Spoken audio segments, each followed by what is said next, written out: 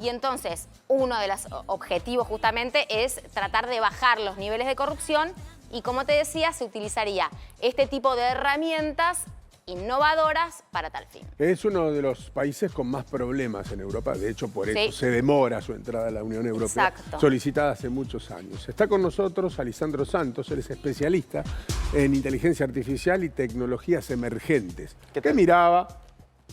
Con precaución, pero entiendo que es el mundo en el que estamos ahora. Gracias por venir. Un placer, ¿cómo les va? ¿Todo bien? Un placer tenerte, gracias por esperar. No, por favor, bueno, estamos ante un hito histórico, lo que hizo Albania marca un precedente y creo que vamos a verlo replicado dentro de poco en muchos países. Hasta ahora ya hay, digamos, diferentes países que están utilizando la inteligencia artificial para diferentes funciones en el gobierno, como por ejemplo Brasil, pero es la primera vez que verdaderamente se le da poder ejecutivo a la inteligencia artificial. En este caso, como bien dijeron, es para abolir toda la parte de la corrupción, lo cual también es un tema que está en un gris porque no hay cuestiones de transparencia de por medio que nos digan, che, bueno, lo vamos a hacer de determinada manera para asegurarnos que ese proceso no esté con datos incorrectos, ¿no? Porque lo cargaron con una base de datos de 1 millón de consultas ciudadanas, lo entrenaron junto a Microsoft, aparentemente es el desarrollo, pero no hay información clara de cómo van a ser los procesos de auditoría, la parte de transparencia. El objetivo final es esto de luchar contra la corrupción. Y creo que es un buen paso y un paso necesario porque la realidad es que va a ser todo mucho más ágil, mucho más objetivo y los tiempos van a cambiar. Ahora es una máquina, no deja de ser una máquina, ¿no?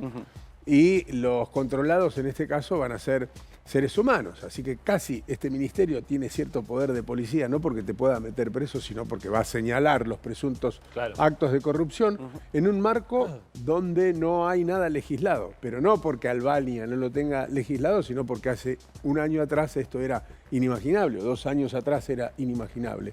No solamente cómo se va a legislar la inteligencia artificial de aquí en adelante o sus alcances, sino también la protección de los datos neuronales de las personas a partir de la incursión de la inteligencia artificial, que me parece es el gran desafío de la humanidad en lo inmediato, porque la ley nuestra es para cuando era todo físico y ahora ya entramos en otro plano. Justamente la oposición lo primero que dice es que lo que están haciendo es inconstitucional, entonces que verdaderamente un humano debería acompañar ese proceso. La realidad es que al darle poder ejecutivo, teóricamente esta inteligencia artificial de punta a punta podría analizar cada uno de los casos de las licitaciones y elegir basado en ciertos datos y parámetros, por ejemplo, que no van a buscar una empresa que se le haya dado ya otras licitaciones, no van a favorecer a ninguna empresa de ningún conocido porque es imparcial. Ahora, también ahí surgen un montón de cuestiones éticas de ciberseguridad. La cuestión ética es, por ejemplo, si siempre la inteligencia artificial eligiera al candidato más económico, tal vez podría desproteger la industria del local. Y también está la cuestión de ciberseguridad. Si dejas que una inteligencia artificial gestione todo lo que son las licitaciones, ¿qué medidas estás tomando para que eso no sufra un ataque y no sea vulnerado? Eliseo, y por otra parte te pregunto acá, digamos, algo que viene sucediendo en lo que algunos llaman una suerte de estadio del capitalismo tecnológico muy avanzado, que tiene que ver con cuál es el rol de las empresas, porque vos bien lo señalabas, detrás de esto está la empresa Microsoft, una de las 5 grandes, si se quiere, de la cuestión vinculada con los desarrollos, la innovación y la tecnología. Entonces, esta tensión entre los estados y las empresas, bueno, acá se muestra claramente. ¿Qué pasa con eso?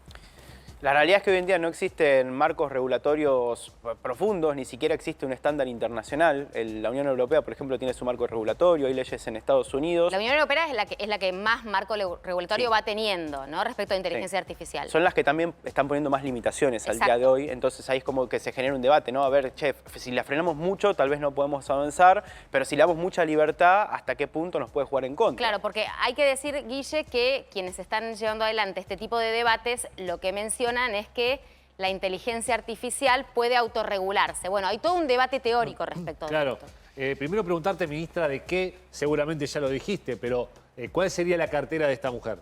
En principio manejaría todo lo que son las licencias y las contrataciones públicas. Anteriormente nació en el 2025, en enero, empezó siendo en el portal de Albania, vos entrabas y los ciudadanos podían hacerle consultas. Por eso, quería ir por ahí.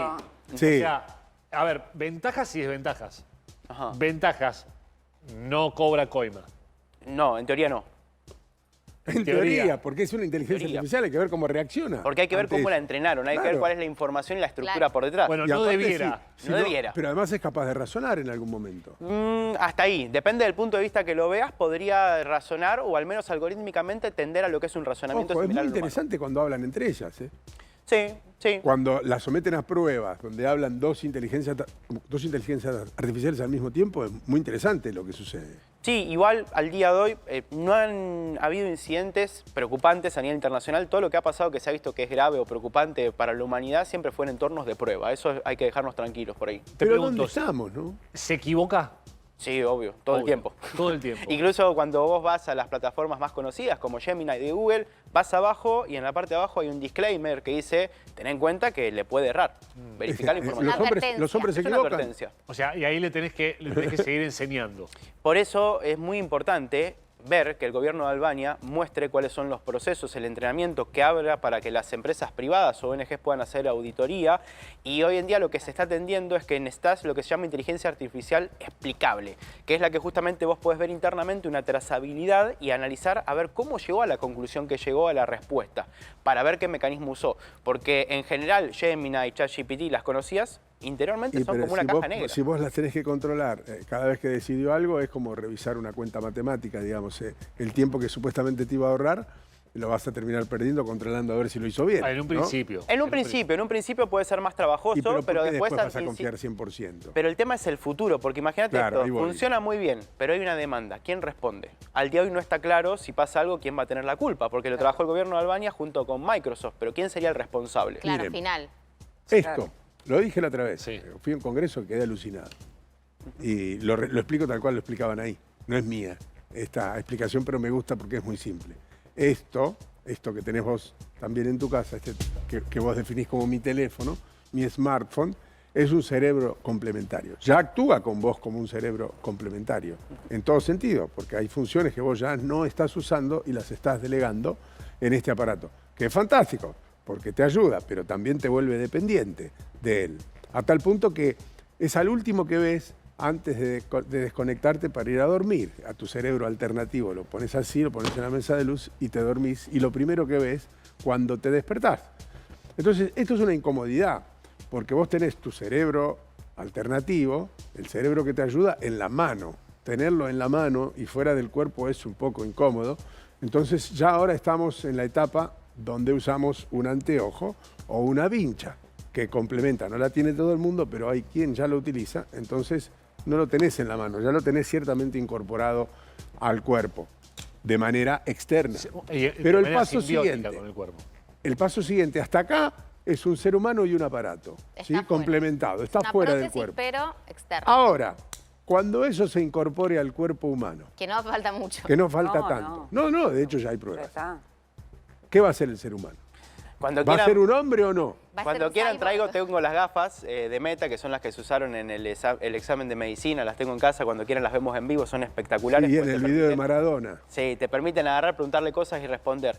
La realidad es que, por un lado, tenés Elon Musk, que está tendiendo a hacer Neuralink, que son estos chips que se implantan en el cerebro y que te permiten hacer cosas, pero hay otras empresas que están yendo por otro camino y es algo no invasivo, sino es un complemento en el cuerpo. Por ejemplo, hay una especie de vincha actualmente que vos, cuando estás pensando, detecta las vibraciones y detecta los pensamientos y eso puede agarrar y pasarlo a texto. Entonces no tendrías que ponerte un implante o algo dentro del cuerpo. Yo creo que va a ir más por ahí en realidad. No sé si vamos a hacer verdaderamente con algo que nos tengan que meter un chip o por el estilo. sino Bueno, va a ser Como una interfaz. Va a ser algo También externo.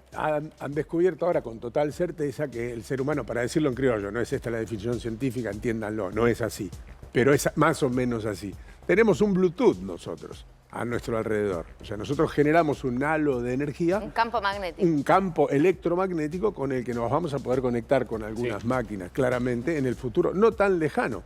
A mí lo que me preocupa en el campo de la ley, o de lo legislado o no legislado, que es lo que decías recién, que no está en la Constitución, que no está previsto y que ni estará previsto, porque esto además tendrá una modificación y un crecimiento constante que va a hacer que lo que esté escrito esté siempre por detrás de lo que se desarrolle.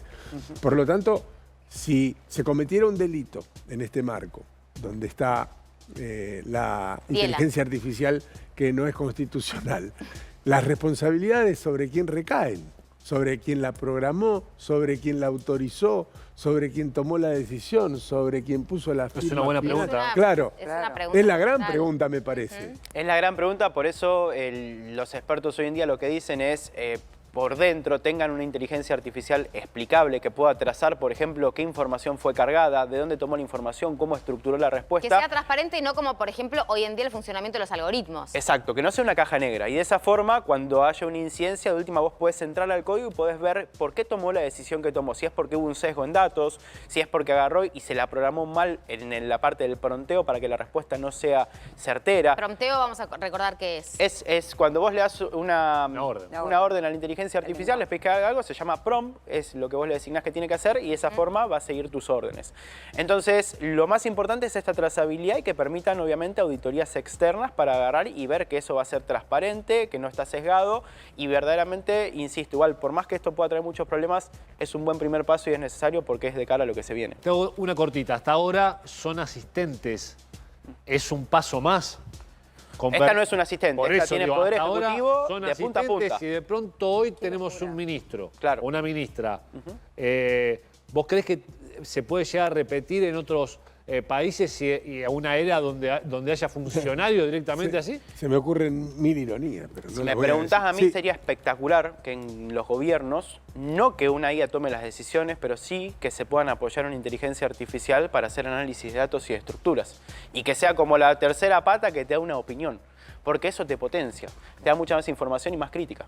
Es importante que entendamos que nos está mirando mucha gente que nació, por ejemplo, en 1935 o en 1940, donde ni siquiera en lugares como la Argentina la energía eléctrica llegaba a cada rincón o a cada barrio. Es decir, nos está mirando gente que se crió sin energía eléctrica los primeros 10, 12, 15 años de su vida. Personas que no tuvieron un teléfono, muchos de ustedes, hasta que tuvieron 50 años, un teléfono de línea.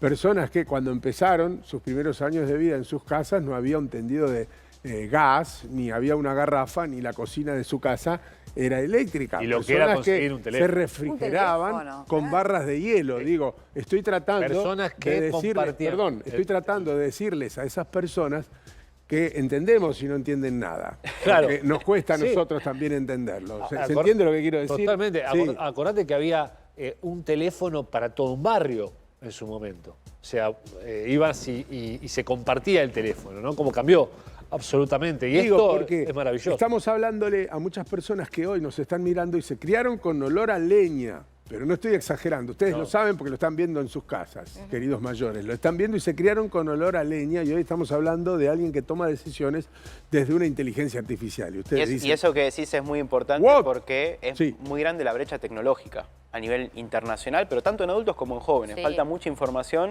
y porque esto va tendiendo cada vez a ser más rápido y de una semana a otra te cambió todo y te dio vuelta la película. Cuando empecé en este canal, la primera vez que vine, que vos eras mi compañera y vos, Ponzone, también, el smartphone no existía. Nosotros ejercíamos el periodismo sin la existencia del smartphone. Me fui, se desarrolló el smartphone, volví, ahora estamos en pleno auge con el nacimiento de la inteligencia artificial.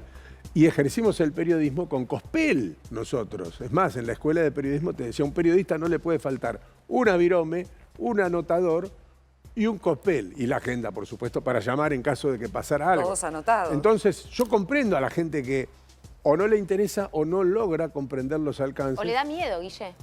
No, para mí no lo logra comprender, ni Sí, siquiera le da también, miedo. No lo puede logra ser. comprender porque lo supera en sus propios conocimientos. A una persona como mi mamá, a la que le mando el saludo, ya este teléfono es inalcanzable. Necesita uno un poquito más razonable para ella, que logra entender las redes sociales, que es mucho para una Sí, persona de sí. 80 años, pero ya comprender la inteligencia artificial creo que está fuera del alcance de media humanidad. Por eso tenemos que agarrar y que de alguna manera educar. En el caso de la gente adulta, por ejemplo, creo que la parte más noble que tiene la inteligencia artificial es la compañía. Muchos adultos están solos muchas horas en la casa y pasa, y hay un montón de casos que a mí me toca, porque estoy mucho en la parte educativa, que te cuentan muy contentos que estuvieron 1 o 2 horas conversando en llamada con la inteligencia artificial y que para ellos son una compañía. Es una forma de preguntar algo, que les respondan. Tiene muchas cosas muy buenas la inteligencia artificial. El problema principal que hay en la sociedad es que hay un uso muy superficial y no lo usamos para la que tenemos que usar. Y después tenés gente que lo utiliza para hacer deepfake, estafas y un montón de problemas. Es demasiado por hoy. Pero vas a volver, ¿no? Con gusto. Vas a volver. ¿Esperaste mucho o no? No, 15 minutitos. Cerra, Luciana. ¿Qué te parece todo esto? Me parece que está buenísimo empezar a pensar la idea de transparentar, por ejemplo, procesos públicos a partir de herramientas innovadoras, pero es cierto lo que bien dice nuestro invitado. Hay que ver la manera, de qué forma y cómo se implementa.